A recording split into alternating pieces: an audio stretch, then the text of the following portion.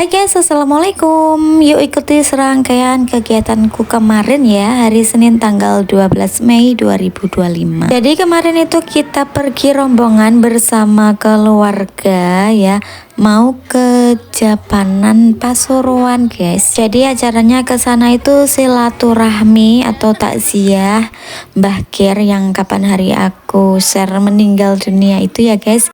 Dan kita baru sempet datang ke sana kemarin itu. BTW kita datang rombongan 2 mobil ya guys, bersama keluarga dari Rejo Tangan. Kita berangkat dari rumah jam 7 pagi dan ini kita lagi nyampe di Bendungan Karangkates. Kemarin itu kita berangkat dari rumah jam 7 dan nyampe lokasi jam setengah 12. Kita perjalanannya nyantai-nyantai aja ya, nggak yang keburu-buru gitu, karena biar kita bisa sambil menikmati pemandangan. Tak lupa kita juga mampir dulu di sini untuk sarapan pagi. Jadi pas di rumah nggak sempat sarapan pagi, makanya bontret terus sarapan di sini guys. Istirahat dulu, sarapan pagi.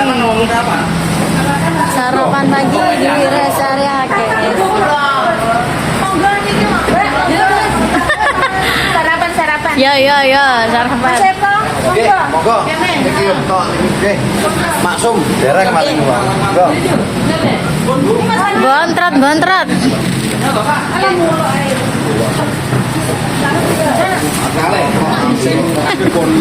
Kopi gratis, teh gratis.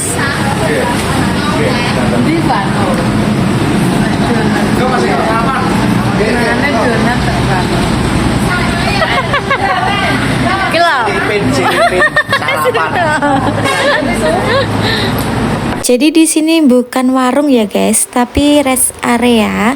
Jadi siapa aja yang lagi perjalanan jauh bisa ke sini ya, mampir ke sini untuk istirahat atau untuk makan-makan yang bontrot-bontrot gitu ya guys. Dan di sini sudah disediakan minuman gratis kayak gitu. Nah, ini rest areanya ada di sini ya guys. Di masjid, nama masjidnya yaitu Masjid Nurul Hidayah.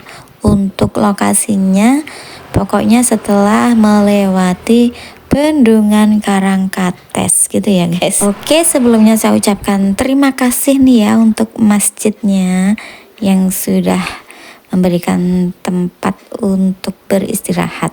Dan lanjut kita perjalanan lagi ya guys, karena masih panjang nih perjalanannya. Dan alhamdulillah perjalanannya lancar banget ya, cuaca juga cerah meskipun kemarin itu libur panjang gitu ya, tapi alhamdulillah lancar guys, nggak macet gitu maksudnya. Dan gak terasa kita udah mau nyampe aja ya.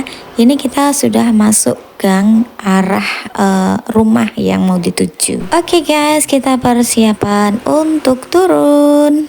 Oke, ini toh? Lah ya. Oh, ini toh rumahnya. Mbah Ger. Assalamualaikum.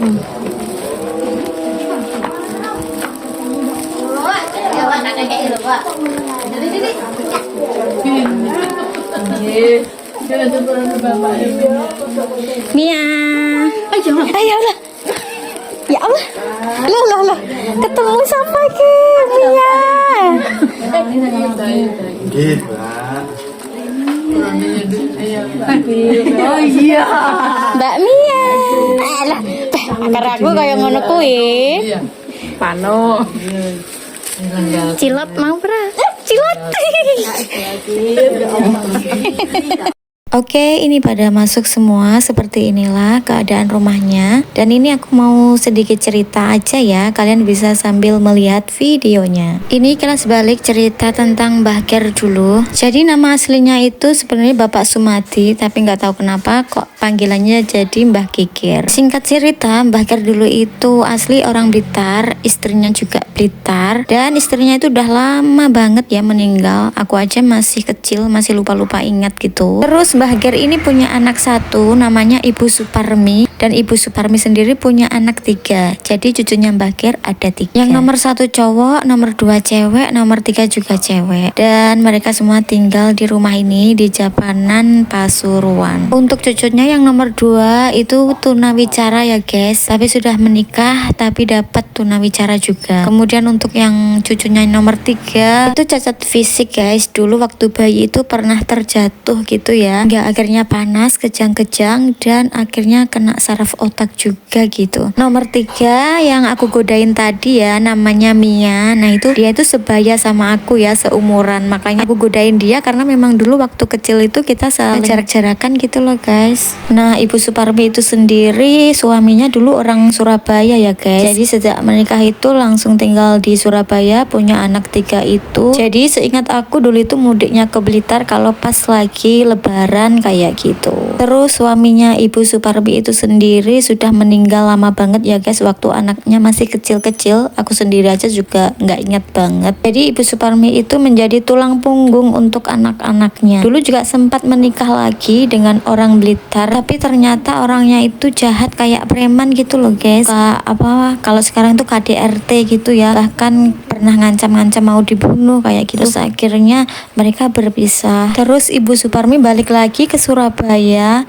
Waktu itu belum punya rumah sendiri, jadi waktu itu masih numpang sama kakak iparnya ya, kakak dari almarhum suaminya yang pertama. Nah di sana dibantulah ya untuk kehidupan sehari-hari, untuk sekolah anaknya itu dibantu. Tapi ya Bu Parmi harus bantu-bantu di situ juga, kayak masak, bersih-bersih rumah dan sebagainya gitu guys. Nah singkat cerita, anak-anak Bu Parmi udah mulai besar. Yang nomor 1 udah kerja, akhirnya bisa membangunkan rumah sendiri yang ditempati tadi ya. Meskipun sederhana, yang penting bisa untuk berteduh keluarganya. Dan untuk yang anak nomor 1 itu sudah menikah, punya keluarga sendiri, jadi mereka tidak tinggal di situ guys. Oke, balik lagi cerita tentang almarhum Mbah Ger. Jadi Mbah Ger itu di Blitar tinggal sendirian ya. Sebenarnya udah diajak sama anaknya untuk tinggal bareng di Japanan, tapi nggak mau karena keinginan Mbah Ger itu pengennya nanti tuh meninggal di Blitar gitu guys. Dulu waktu Mbah Ger masih muda itu kerjanya serabutan ya, pekerja keras, jadi tukang beca, terus bikin batu bata. Kalau zaman dulu kan bikin rumah itu dari batu bata gitu ya guys. Jadi Mbah Ger itu suka nyetak bata-bata. Nah kalau udah kering, bata-batanya itu dibakar, atau kalau istilah Jawanya itu ngebong boto gitu guys. Kalian pernah dengar itu kan? Tapi apesnya pas Mbah Ger ngebong boto di rumah tetangga, malah rumahnya sendiri itu juga kebakaran guys.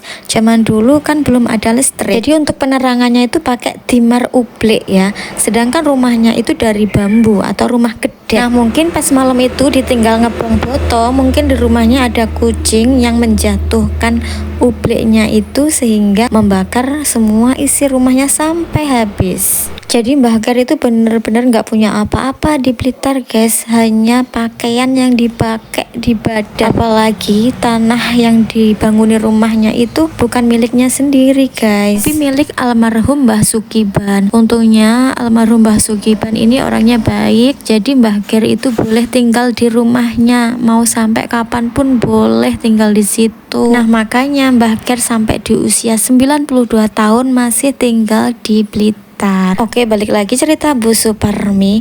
Jadi sekitar 2 tahunan yang lalu Bu Suparmi itu kena penyakit stroke guys. Ya mungkin karena beliau pekerja keras gitu ya, menjadi tulang punggung keluarga, masih diuji kena sakit stroke juga. Jadi benar-benar keluarganya ini benar-benar kalau difilmkan di Indosiar itu kayak ya Allah, kayak nggak ada habis-habisnya, ujian demi ujian kayak gitu guys. Nah singkat cerita, kemarin Lebaran Idul Fitri 2025 Mbah Ger ini sakit ya guys. Sebenarnya nggak punya penyakit kronis, hanya saja usianya udah sepuh ya, 92 tahun. Jadi ya namanya orang kalau sepuh kan tenaganya udah berkurang, jadi sakit. Nah karena di Blitar nggak ada yang ngurus guys, jadi kemarin itu dijemput sama cucunya, dibawa ke Japanan, dan baru 1 bulan tinggal di sana Mbah Ger sudah meninggal dunia. Ya itulah guys, kisah perjalanan hidup orang itu berbeda-beda, ujiannya juga berbeda-beda. Tapi yang aku lihat almarhum Mbah Ger dan juga Ibu Suparmi ini kayak dari dulu itu kayak belum pernah merasakan hidup yang bahagia gitu guys. Selalu aja dapat ujian yang bertubi-tubi, happy kayak gitu.